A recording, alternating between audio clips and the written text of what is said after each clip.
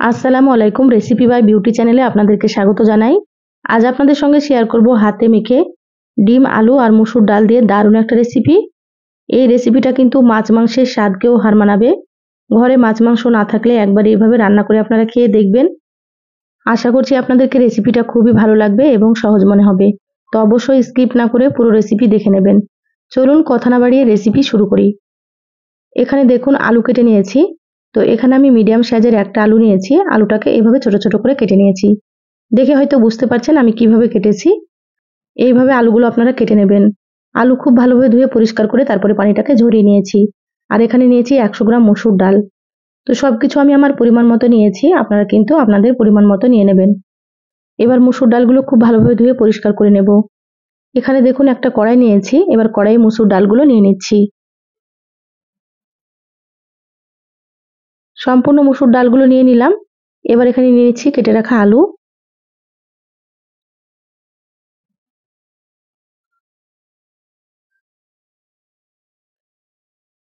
এখানে সম্পূর্ণ আলুগুলো দিয়ে দিলাম। এবার এখানে দিয়ে দিচ্ছি পেঁয়াজ কুচি। তো এখানে আমি দুটো পেঁয়াজ কুচি করে নিয়েছি মিডিয়াম সাইজের। পেঁয়াজটাকে একেবারে সরু সরু করে কেটে নিয়েছি। দিয়ে দিলাম এখানে একটা টমেটো কুচি। এখানে একটা বড় সাইজের টমেটো কুচি করে নিয়েছি। আর দিয়ে দিলাম 4টে চেরা কাঁচামরিচ। আপনারা যেমন ঝাল খেতে পছন্দ করেন সেইভাবে করে মরিচ ব্যবহার করবেন। এবার দিয়ে দিচ্ছি কয়েক ক রসুন। রসুনের খোসা ছাড়িয়ে নিয়েছি। এইভাবে রসুন দিলে কিন্তু খেতে খুবই ভালো লাগবে। দিয়ে দিলাম স্বাদ মতো লবণ। তো এখানে আমি 1 চা চামচ লবণ দিয়ে দিলাম।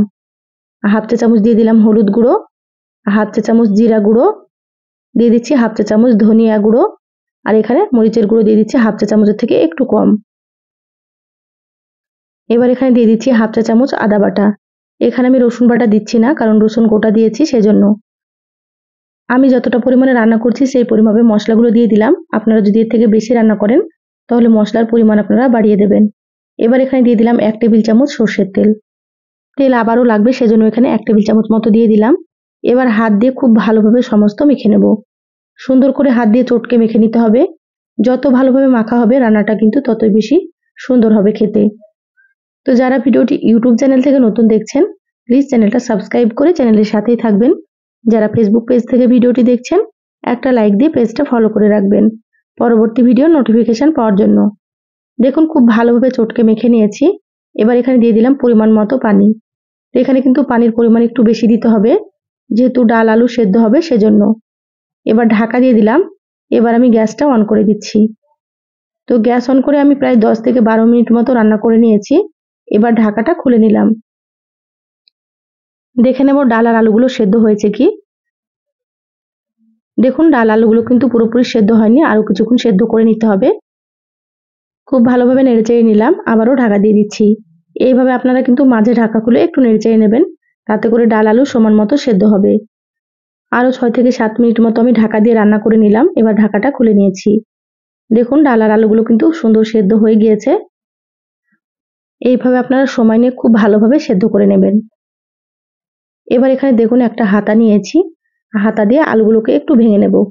এইভাবে যদি আলুগুলো ভেঙে নেওয়া যায় তাহলে এই রেসিপির টেস্ট কিন্তু খুবই সুন্দর হয়। আপনারাও কিন্তু এভাবে আলুগুলোকে একটু হালকা ভেঙে নেবেন। আমার চ্যানেলে আরো অনেক রেসিপি আছে, চাইলে কিন্তু আপনারা দেখে নিতে পারেন। আমি সবসময় সহজ রেসিপি আপনাদের সঙ্গে শেয়ার করার চেষ্টা করি, আর রেসিপিগুলো খেতেও খুবই সুন্দর হয়। আপনারাও একবার রান্না করে খেয়ে কমেন্ট করে জানাবেন আপনাদেরকে কেমন লেগেছে। আলুগুলো হালকা ভেঙে নিলাম। এবার এইভাবে করে একটু নেড়েচেড়ে নিচ্ছি। এবার আমি এটাকে ঢাকা দিয়ে অন্য চুলাতে দিয়ে দিচ্ছি।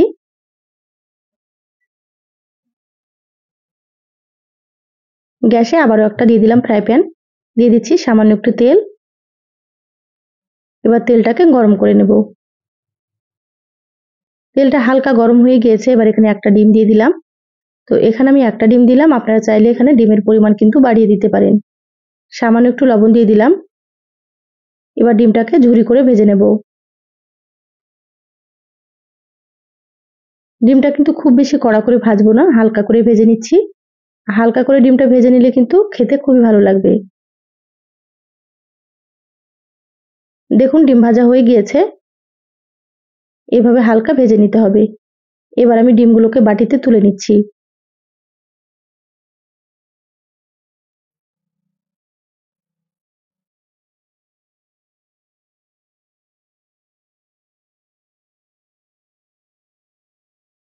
ডিমগুলো বাটিতে তুলে রেখে দিলাম।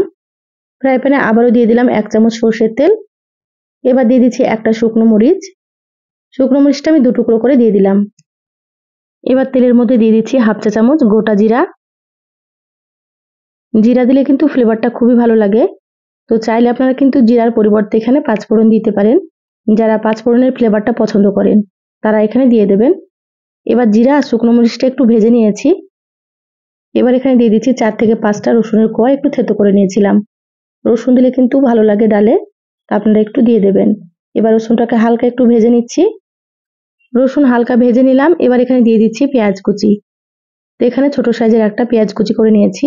এবার একসাথে লালচে করে ভেজে নেব।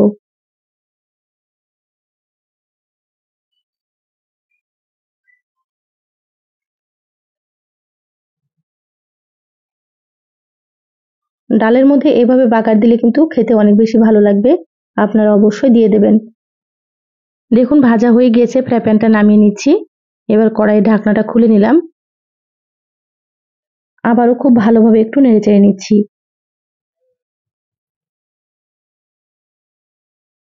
এবার এখানে ভেজে রাখা ডিমগুলো দিয়ে দিচ্ছি। ডিমগুলো দেওয়ার পরে খুব ভালোভাবে একটু নেড়েচেড়ে নেব।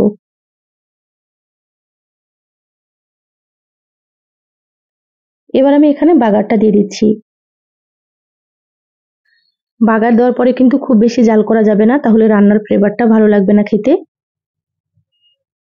এবার বাগারটাকে খুব ভালোভাবে একটু নেড়েচেড়ে মিশিয়ে নেব। আর এ পর্যায়ে গ্যাসের আঁচ একেবারে আমি লোতে রেখেছি।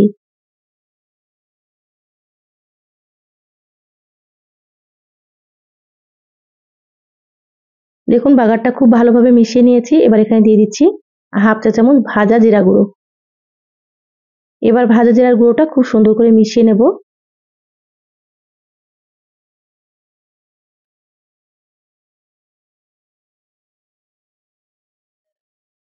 দেখুন মশলাটাকে খুব ভালোভাবে মিশিয়ে নিয়েছি, রান্না হয়ে গিয়েছে।